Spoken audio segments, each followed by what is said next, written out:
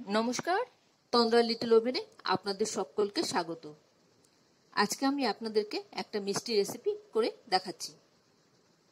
এই রেসিপিটা তৈরি করা একদম সহজ আর খেতে অসাধারণ লাগে। যে কেউ পারবে এই রেসিপিটা তৈরি করতে। আমি আজকে তৈরি করছি সিমাইয়ের ব্রিক্স। আসুন তাহলে দেখে নিই কীভাবে করতে হবে এই রেসিপিটা। খুব চটজলদি হয়ে যায় হাতের কাছে উপকরণ দিয়ে।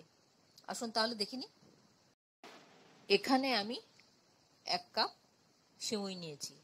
এই সিমুইগুলো একটু হাত দিয়ে ভেঙে টুকরো টুকরো করে নিয়েছি, ছোট ছোট করে নিয়েছি। এরকম দেখুন। এই সিমুইগুলি দিয়ে আমি আজকে একটা মিষ্টি তৈরি করব। এই মিষ্টিটা তৈরি করা একদম সহজ, যে কেউ পারবে করতে। এখানে আমি কড়াতে দেশি ঘি দিয়ে দিচ্ছি 1 টেবিল স্পুনের মতন। এই ঘিটা একটু গরম হোক, তার মধ্যে আমি দিয়ে দেব সিমুইটা। সিমুইগুলো দিয়ে আমি একদম লো ফ্লেমে ধিমি আঁচে নেড়ে নেড়ে নেড়ে নেড়ে ভেজে নেব। আর যাদের সিমুই ভাজা থাকবে, রঙিন থাকবে, ব্রাউন কালারের, তাদের আর না ভাজলেও চলবে। এটা সাদা আছে তাই এটা একটু ভেজে নিচ্ছি। এই সিমুইটা একটু ভেজে নিয়ে হালকা হাতে এই ধরুন 7-8 মিনিট ধরে ভাজতে হবে, একটু ধৈর্য ধরে ভেজে আমি তুলে নেব। এই মুহূর্তে আপনারা কে কোথা থেকে, কোন শহর থেকে আমার এই রেসিপিটা দেখছেন, প্লিজ একটু কমেন্ট বক্সে কমেন্ট করবেন, আমার তাহলে খুব ভালো লাগবে। আর নতুন কোনো বন্ধু প্রথমবার আমার চ্যানেলটাকে দেখে থাকলে আপনাকে একটা বিগ হাগ জানাচ্ছি। চ্যানেলটাকে সাবস্ক্রাইব করে নেওয়ার জন্য অনুরোধ রইল। পাশে বেল আইকনটা অ্যাক্টিভেট করে নেবেন, যাতে পরবর্তী আমার সমস্ত রেসিপির নোটিফিকেশন সবার আগে আপনার কাছে এসে পৌঁছয়। আর আপনি যদি ফেসবুক থেকে দেখে থাকেন তাহলে ফলো অপশনটা ক্লিক করবেন আর একটা লাইক দেবেন, তাহলে আপনি আমার সাথে জুড়ে যাবেন। আপনি আমার সাথে জুড়ে গেলে আমার সমস্ত রেসিপির নোটিফিকেশন সবার আগে আপনার কাছে এসে পৌঁছবে। দেখুন কি সুন্দর আস্তে আস্তে কালারটা চেঞ্জ হতে আরম্ভ হয়েছে। এবার একটা প্যান বসিয়ে দিলাম কড়াতে, ওভেনে বসিয়ে হাফ কাপের থেকে একটু কম, 1/4 কাপ মতন চিনি দেব। দিয়ে তাতে সামান্য একটু জল দিয়ে দেব। একটু চিনিটা ক্যারামেলাইজড করব। এই সময় একদম হাত দিয়ে ছোবেন না, এটা যেরকম ভাবে হচ্ছে ঠিক সেভাবে হতে দিন। আমি যেরকম টাচ করিনি ঠিক তেমনি।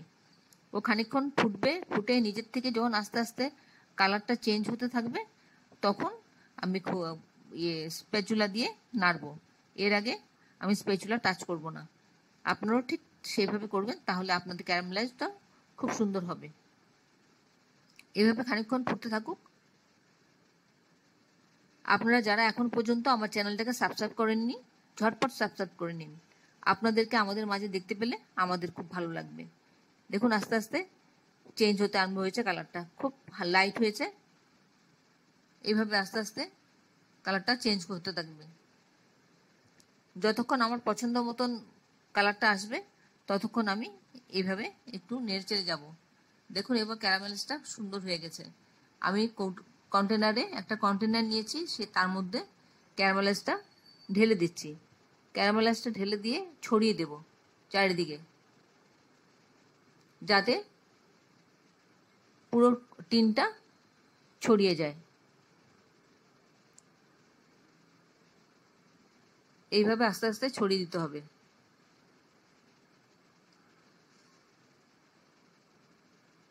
আমার পুরো টিনে ছড়ানো হয়ে গেছে। এবার এর নিচে আমি দিয়ে দেব আমন্ড কুচি।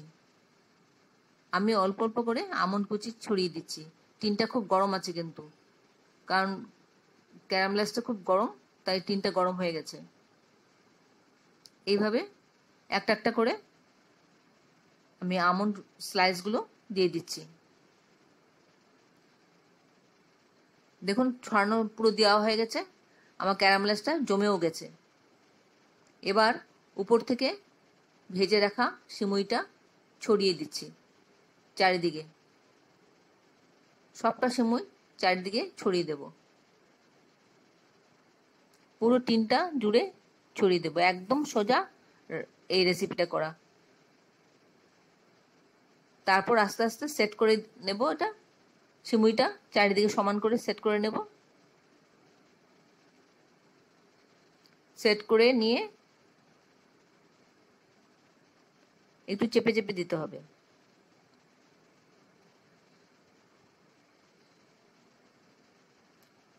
এইভাবে আস্তে আস্তে করে বসিয়ে দিলে ও বসে যাবে।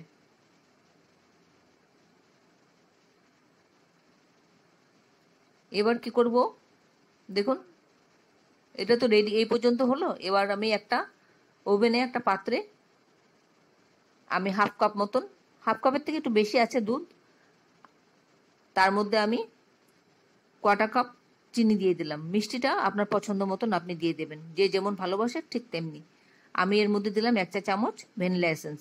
আপনি চাইলে এলাচের গুঁড়োও দিতে পারেন। দিয়ে আমি দুধটাকে একটু ফুটতে দেব। যতক্ষণ দুধটা ফুটছে ততক্ষণ আমি একটু অপেক্ষা করছি। মোটামুটি গরম হয়ে গেছে, এবার এক্ষুনি উতলাতে আরম্ভ হয়েছে।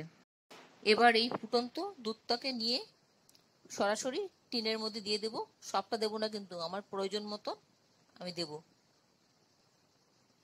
সবটা দুধ লাগবে বলে মনে হচ্ছে না, ব্যাস আর দেব না।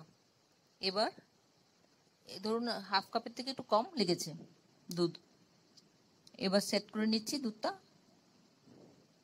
সেট করে আমি 5 মিনিট মতন অপেক্ষা করব, কারণ এখন গরম দুধ দিয়েছি, গরম হয়ে আছে, আর দুধটা সঙ্গে সঙ্গে সোক করে নেবে। সোক করে নিলে 5 মিনিট বাদে আমি নিমল 5 মিনিট বাদে খুলে দেখছি দুধটা পুরো টেনে নিয়েছে। এবার আমি একটা ছুরির সাহায্যে চারিদিকটা ছাড়িয়ে নিচ্ছি, নিয়ে তারপর ডিমল করে নিচ্ছি।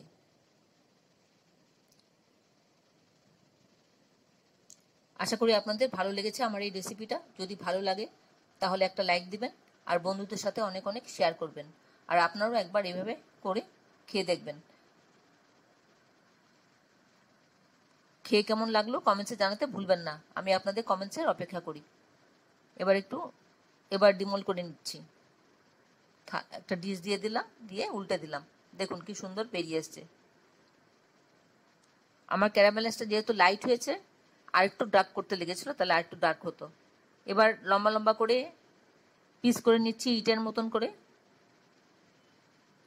আমাদের ইটগুলো যেরকম থাকে লম্বা লম্বা, ঠিক সেরকম ভাবে পিস করে নিচ্ছি। তারপর প্লেটিং করে নিচ্ছি।